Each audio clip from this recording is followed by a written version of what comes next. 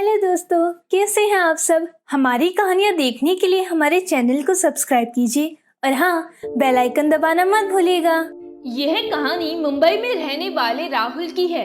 राहुल एक private company में marketing manager था और उसकी पत्नी संध्या एक हाउसवाइफ थी। अगस्त का महीना चल रहा था और आज सुबह से ही बारिश हो रही थी। संध्या कहती है, आज आप ऑफिस मत जाइए, सुबह से बारिश हो रही है। तुम्हें तो सब पता ही है, ऑफिस नहीं जाऊंगा तो उस दिन की सैलरी नहीं मिलेगी। ऑफिस जाना तो जरूरी ही है। ठीक है, लेकिन ध्यान से जाइएगा। बिल्कुल ठीक कहा तुमने। उसके बाद राहुल अपना बाइक लेकर ऑफिस के लिए निकल गया। रास्ते में चारों तरफ पानी ही पानी भरा था। सड़क पर लगभग आधे फीट पानी भरा था। अभी वह टोल पर पहुंचा ही था कि अचानक से बहुत तेज बारिश शुरू हो गई। तो वह टोल के किनारे बाइक खड़ा करके बारिश का थमने का इंतजार करने लगा। लेकिन बारिश की तीव्रता देखकर लगता था कि ये इतनी जल्दी थमने वाली नहीं है। तभी राहुल की नजर पास में खड़े एक बुजुर्ग पर पड़ी, जिसके कपड़े फटे हुए थे और वह एक फ्लास्क लेकर खड़ा था और वहीं पुल के नीचे लोगों को चाय बेच रहा था।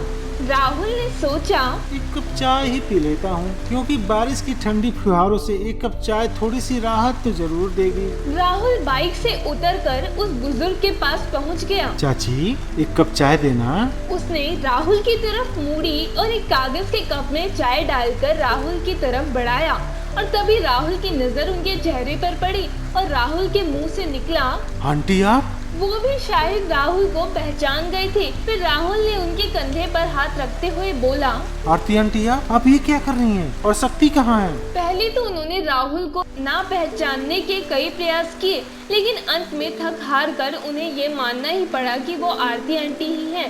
लेकिन वो अपनी असलियत बताने के साथ ही साथ किसी बच्चे की तरह फुट फुट कर रोने लगी। राहुल अभी भी सदमे में ही था, क्योंकि जिस आरती आंटी को वो एक प्राइवेट कंपनी में एक बहुत ही अच्छे ओहदे पर थी, जो कि एक 5 स्टार होटल का मालिक है। लेकिन राहुल का दिमाग ये सोच सोच कर चकरा रहा था कि इनकी ये दशा कैसे हो गई, क्योंकि राहुल के लाख पूछने पर भी वो उसे कुछ बताने को राजी ना हुई। राहुल और शक्ति क्लास 1 से 7 में पढ़ाई कर रहे थे और राहुल अक्सर अंकल आंटी के यहाँ आया करता था। बचपन में तो शक्ति का घर ही राहुल का दूसरा घर था और अंकल आंटी राहुल के दूसरे माँ बाप थे। राहुल के माँ पिताजी के गुजरने के बाद आरती आंटी ने कभी भी उसे अपने माँ बाप की कमी महसूस नहीं होने दी। हमेशा वो राहुल को अपने दूसरे बेटी की तरह प्यार ही करती थी। बारिश अभी भी जोरदार ही हो रही थी। तभी थोड़ी देर बाद आंटी टोल के बगल झोपड़े की तरफ लेकर जाने लगी।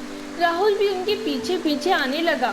तभी आंटी अपनी आंखों से बहते हुए आंसुओं को पोंछते हुए बोली, बेटा, तुम पहले इंसान हो जो मुझे पहचान पाए, वरना इस बुरे वक्त में तो मेरे खुद के बेटे ने भी मुझे पहचानने से इनकार कर दिया था।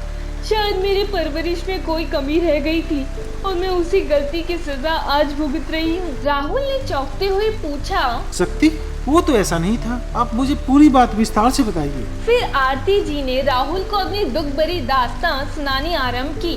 बेटा, जैसे कि तुम जानते ही हो, मैंने शक्ति को कभी किसी चीज में कमी नहीं होने दी। वो मुझसे जो कुछ भी कहता, मैं हर संभव प्रयास करती हूँ कि मैं उसके सारी ख्वाहिशों को पूरा कर सकूं।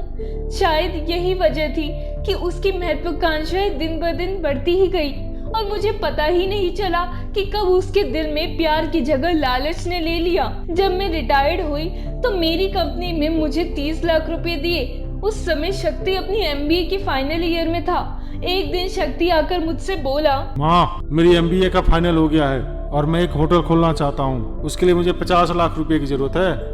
बेटा, मेरे पास तो अभी सिर्फ 30 लाख ही हैं। ठीक है माँ, 30 लाख दे दो, बाकी के 20 लाख मैं बैंक से लोन ले लूंगा। बेटा, मैं उस समय पुत्र मोह में इतना अंधा हो गई थी कि मैंने अपने जीवन भर की सारी पूंजी उसके सपनों को पूरा करने के लिए निवेश कर दिया। एक भी पैसा खुद के लिए नहीं रखा कि मेरा बेटा तो है ना, वो मेरा बुढ़ापे का सहारा बनेगा और उसकी खुशियों में ही मेरी खुशियां निहित थी। लेकिन समय के साथ साथ शक्ति भी बदलने लगा था और शादी के बाद तो उसका रवैया पूरा ही बदल गया था। उसकी और उसकी पत्नी के रवैये से मुझे ऐसा लगने लगा कि मैं उसकी जिम्मेदारी कम उसकी मजबूरी ज्यादा हो गई थी। एक दिन तो हद ही हो गई, जिस शक्ति की बीवी यानी कि मेरी बहू ने सिर्फ एक बर्तन के टूट जाने से बहुत खरी खोटी सुनाई। यहाँ तक कि शक्ति भी ऑफिस से आते ही मुझ पर बरस पड़ा और चिल्लाने लगा। माँ, आपको मालूम भी है वो क्रॉकरी कितनी महंगी है? आपको तो पैसे की कोई वैल्यू ही नहीं पता है। अब पानी सर से ऊपर चला गया है, अब आप इस घर में नहीं रह सकती। बेटा, मैं कहाँ जाऊंगी, किसके भरोसे रहूंगी? मुझे नहीं पता आप कहाँ जाओगी। अब हम आपको देखना भी पसंद नहीं करते। मुझसे इतनी बेइज्जती नहीं देखी गई और मैंने उसी रात शक्ति का घर छोड़ दिया। और बारिश भी बहुत जोर जोर की हो रही थी और मैं दर दर की ठोकरें खाने को मजबूर थी। मेरे कपड़े फट गए थे, मुझे खाना नहीं मिल रहा था, कई दिनों से मैं भूखी प्यासी थी। तभी एक दिन मेरे एक पुराने सहकर्मी ने मुझे पैसे दे दिए, जिसकी वजह से मैं आज यहाँ इस छोटी सी झोपड़ी में किराए पर रहती हूँ और चाय बनाकर टोल पर बेचती हूँ, जिससे मेरा गुजारा होता है। इतना कहकर वो धम से कुर्सी पर बैठ गई और सुबक कर रोने लगी। बारिश अभी भी जोर से ही हो रही थी। राहुल आंटी का मायूस चेहरा देखकर बहुत ही दुखी महसूस कर रहा था। आंटी जी, मैं आपको इस हाल में यहाँ पे नहीं छोड़ सकता, आपको मेरे घर चलना ही होगा। नहीं बेटा, मैं तुम्हारे घर नहीं जाऊंगी, मैं यहीं पर खुश हूँ। आपको मेरी मरी हुई माँ की कसम, आपको मेरे घर चलना ही होगा। हालांकि इतनी दयनीय स्थिति में भी उनकी खुददारी उन्हें राहुल के साथ जाने देना नहीं दे रही थी, लेकिन जब राहुल ने उन्हें अपनी गुजरी हुई माँ का वास्ता दिया तो वो ना नहीं कर पाई। उसके बाद राहुल ने आरती जी को अपनी बाइक पर बिठाया और अपने घर ले आया। घर पहुंचते ही राहुल की बीवी संजना ने तुरंत पैर छूकर प्रणाम किया और आरती का हैरानी भरा हाव भाव देखकर और हॉल की दीवार पर टंगे एक तस्वीर को दिखाया, जिसे देख उनकी आंखें भर आई। वो तस्वीर थी राहुल की स्वर्गीय माँ पिताजी की और आंटी के पुराने दिनों की, जब वह लोग एक ही बिल्डिंग में रहा करते थे। उस तस्वीर को देख आरती जी काफी भावुक हो गई और कहने लगी, आज मुझे यह एहसास हो गया कि आज भी दुनिया में तुम जैसे बेटे हैं, जिसकी वजह से हम जैसे बुजुर्ग का अस्तित्व है, वरना इस आधुनिक समाज में हिसाब से बुजुर्ग सिवाय एक बोझ के और कुछ भी नहीं है। इस घटना को बीते 1 साल गुजर गया था। राहुल की पत्नी संजना ने पहले बच्चे को जन्म दिया, जिसकी खुशी में राहुल ने एक छोटी सी पार्टी का आयोजन किया था। राहुल ने जानबूझकर शक्ति को भी इनविटेशन भेजा था। शाम के वक्त घर में मेहमानों का तांता लग चुका था। राहुल का पूरा घर रिश्तेदारों और दोस्तों से भर गया था। तभी घर में शक्ति और उसकी वाइफ प्रवेश करते हैं। दोनों के हाथों में 2 बड़े बॉक्स थे और वो दोनों बॉक्स को लेकर राहुल की तरफ बढ़ाकर राहुल को बधाई देने लगे। तभी आरती अपने कमरे से नवजात बच्चे को लेकर निकलती है। आंटी को देखते ही शक्ति का चेहरा उतर जाता है।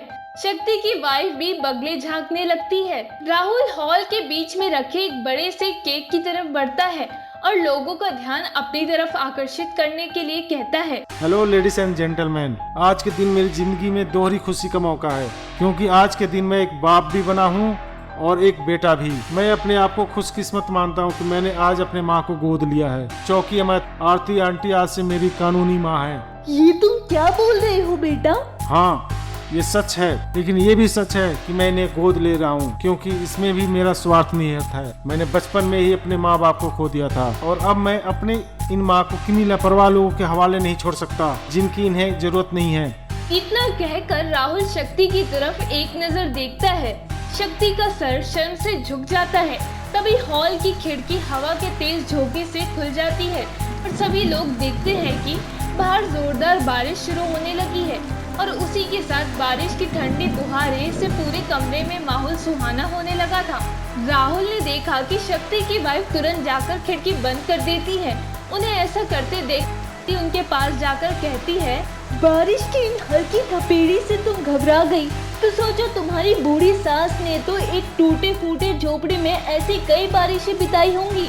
इतना सुनते ही शक्ति और उसकी वाइफ आंटी के पैरों पर गिर जाते हैं और उनसे अपनी गलती की माफी मांगने लगते हैं और उनसे विनती करते हैं कि वो वापस उनके साथ उनके घर चले। लेकिन आरती जी उनके साथ उनके घर जाने से मना कर देती हैं और कहती हैं, ऐसी ही एक बारिश में मुझे मेरा असली बेटा मिला था, जिसने मुझ गरीब और असहाय बूढ़े की कद्र की और उस झोपड़ी से निकालकर आज अपने माँ की हैसियत दी है। शक्ति और उसकी वाइफ को अपनी गलती का एहसास हो चुका था, लेकिन उन्हें ये एहसास होने में काफी देर हो चुकी थी। वह उसके बाद और पार्टी में नहीं रुके और बिना कुछ खाए ही उस मूसलाधार बारिश में राहुल के घर से चले गए। दोस्तों, अगर आपको ये कहानी पसंद आई हो तो हमारे चैनल को सब्सक्राइब कर ले, बेल नोटिफिकेशन दबा ले और कमेंट करके जरूर बताएं कि आपको ये कहानी कैसी लगी। धन्यवाद।